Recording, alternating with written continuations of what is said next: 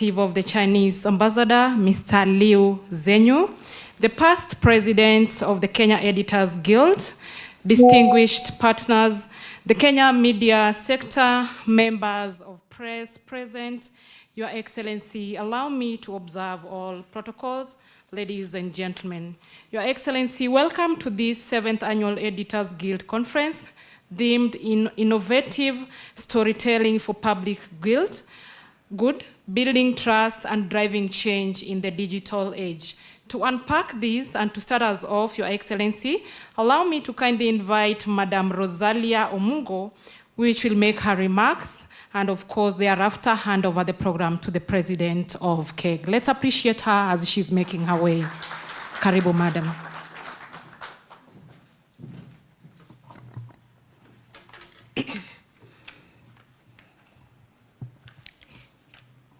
The Deputy President of the Republic of Kenya, His Excellency Professor Kithure Kindiki, the Cabinet Secretary, Ministry of Information, Communications, Technology, and the Digital Economy, Dr. Margaret Dungu, the Principal Secretary, I'll skip that, the President of Kenya Editors Guild, Zubeida Kananu, the representative of the Chinese Ambassador to Kenya, Liu Zhenyu, the Chief Executive Officer of Media Council, David Omoyo, the representative of the Director General of Communication Authority, Leo Boruet, the Vice President of Kenya Editors Guild, Ruth Nesoba, members of the Executive Council, members of the Kenya Editors Guild, members of staff, the President of the African Editors Forum, Churchill Otieno, the Senior Project Manager, Friedrich Naumann Foundation, Judy Kaberia, the Deputy Governor, Nakuru County, the past Presidents, the Secretary General of the Kenya Union of Journalists, Eric Odor, the chairpersons of the associations of the Kenya Media Sector Working Group, distinguished partners, members of the press, ladies and gentlemen, good afternoon. And welcome to the 7th Annual Editors Convention. I will give a short introduction about the work of Kenya Editors Guild and milestones achieved so far. Kenya Editors Guild is the foremost professional association for editors in Kenya and exists to promote professionalism and excellence in journalism. The membership currently stands at 300, who include senior editors in television, print, academia, radio, and digital media. Kenya Editors Guild executes its work through a secretariat headed by myself and 5 staff who do the day-to-day running to ensure that programs are delivered to members, to our beneficiaries, the journalists, and the general public. Our work cuts across key thematic areas, including membership development, which allows KEG to develop its members. The KEG Annual Convention is part of this membership development, which offers opportunity for networking, giving back, introspection, and interrogation of industry issues by editors. In contributing to the development of the industry, we undertake training of the next generation of editors through the mentorship and media clinics. This is done in collaboration with the journalism schools. As editors, we engage with community members through town hall meetings, an initiative aimed at taking the media to the people. These meetings have helped to demystify the work of editors and have also allowed members of society who do not ordinarily make it to the editorial agenda to be heard. While our work as Media Association cuts across Kenya, we have established collaborations with other media associations in Kenya and in the region. Kenya Editors Guild is a co-convener of the Kenya Media Sector Working Group, a coalition of media actors bringing together journalists and other civil society organizations. The Kenya Media Sector Working Group convenes to deliberate on the operating environment of Kenya, of the media, guided by Articles 33, 34, 35, 36, and 37 of the Constitution of Kenya, speaking to freedoms of expression, media, access to information, and assembly, respectively. Your Excellency, the Guild is also part of the Eastern Africa Editors Society. Through the policy, research, and advocacy component, we have courageously addressed issues where duty called as we responded to emerging threats to journalism and the safety of our members in the line of duty. We have embraced the power of connection and are happy to welcome on board new collaborations and partners this year. Here now is a documentary of some of the issues that emerged in the year 2024 and how KEG continues to respond. Welcome to the Annual Editors Convention. I thank you.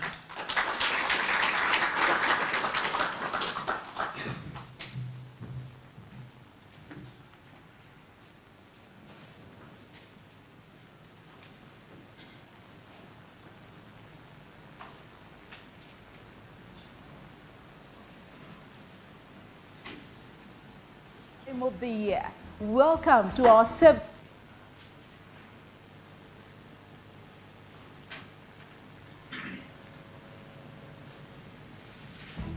Colleagues, it's that time of the year. Welcome to our 7th annual convention.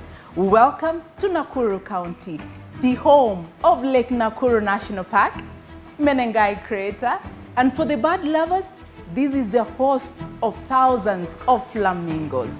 And guess what? We have a lot lined up for you.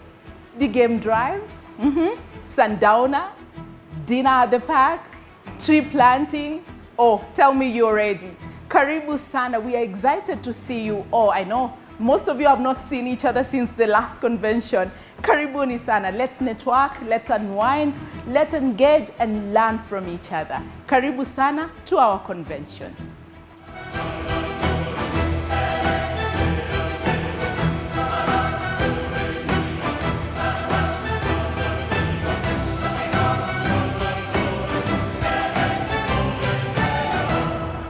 Media disruption is a situation where media has realized that they are not the only people in town.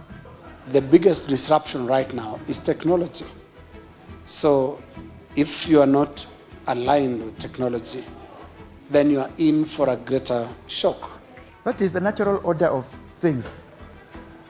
You might call it evolution. It's now a common phrase, as you said, in media forums. You either adapt or die. Kenya's media is one of the most diverse in Africa and continues to undergo significant transformation. Since the liberalization of the country's politics and economy in the early 1990s, the media has played a crucial role in improving governance and shaping public opinion. However, the media, which is predominantly privately owned, is facing serious disruptions which threaten its long-term sustainability. Challenges include a tightening political environment, deepening economic hardships, and fast-changing technological advancements. The Kenya Editors Guild has been calling for timely support for the media to enable it cope with these challenges. We'll keep pushing for press freedom. You know, that's one of our key mandates as Kenya Editors Guild. And we call for the support from all our stakeholders to ensure that we, in this democratic country, you know, and space, that we are able to enjoy the rights guaranteed to us under the Constitution. For 2 months, beginning June 2024, the government faced unprecedented youth-led demonstrations. We had witnessed several cases of journalists being arrested. Those, many of them were injured as well during the Gen Z-led protests. I was in the broadcast gallery when we had to stop to take another camera angle because there were live bullets and people were falling down. Protesters are falling down on camera. And you know that will be against our own regulations to show such a gory scene. Physical threats to journalists.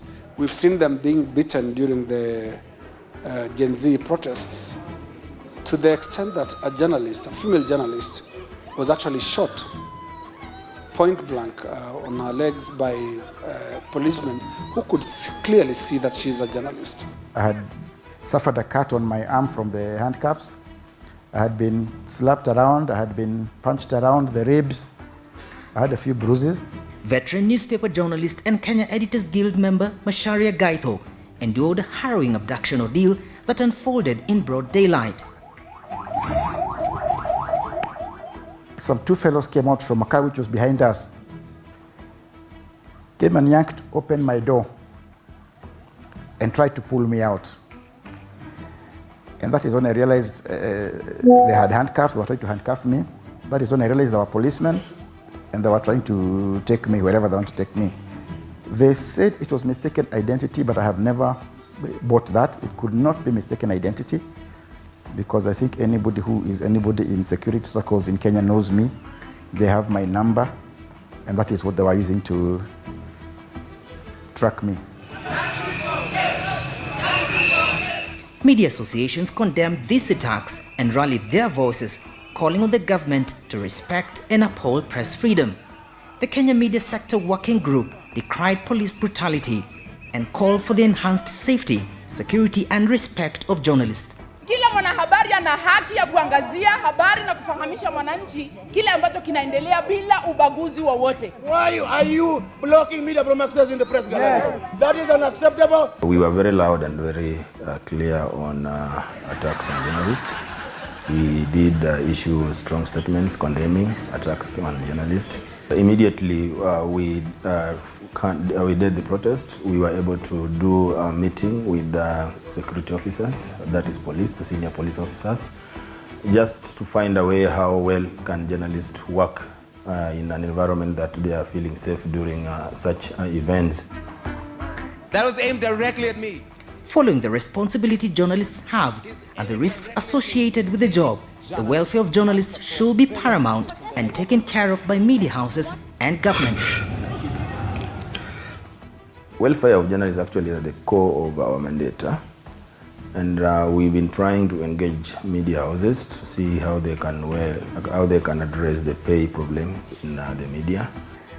Government advertising spend should not be used for blackmail or to apply pressure on the media. Those are public funds, and like all other public funds, must be used in the most prudent and most cost-effective ways.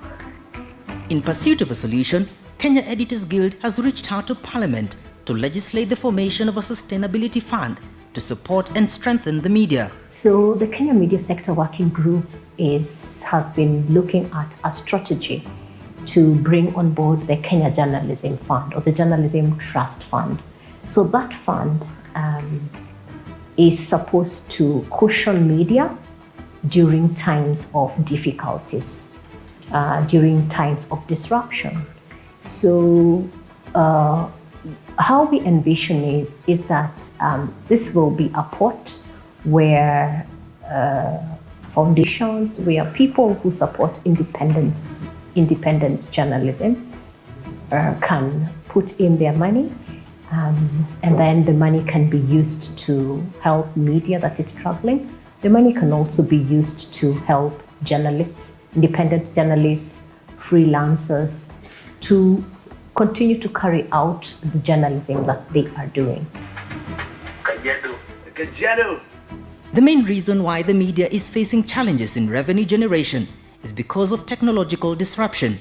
The media landscape has expanded, and the emergence of digital media is eating into the revenue streams of traditional media. We removed the barriers of access, so that we allowed many people to get into the media space as producers, as critical actors. We have not found a way around increasing the funding to the media work, because good journalism costs money and someone must be able to pay for it. The traditional form of advertising is sitting ground to very new ways of advertising. The digital space is coming big as a disruptor, but I don't like looking at it that way. I look at it more like as an enabler, because the digital space has also allowed traditional media to expand its space. So I see digital as an opportunity, much as it has actually disrupted especially when it comes to revenue. One of the things that we aim to do and continue to do is building media resilience in the era of digital disruptions and media disruptions. And also we aim to continue building capacity for journalists and skilling our journalists, on how to navigate the challenges that we face as media in Kenya. Technological advancement has been and remains the major catalyst in media transformation. Technological advancement has really increased access to media. It has allowed media houses and content producers and journalists to be able to distribute their content through various channels and reach to many people. The consumers on the other end, who haven't been entirely educated about which content is which, they are consuming both, and sometimes they consume more from the unethical content producers or from the unlicensed, untrained content producers than the trained and the verified media houses.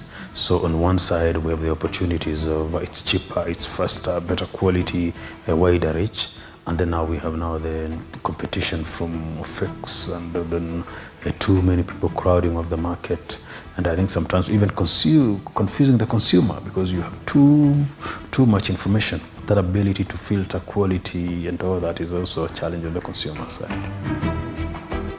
Despite challenging traditional media in news gathering, digital media has also created opportunities for provision of tailor-made content with multiple distribution channels. We disrupted the media industry.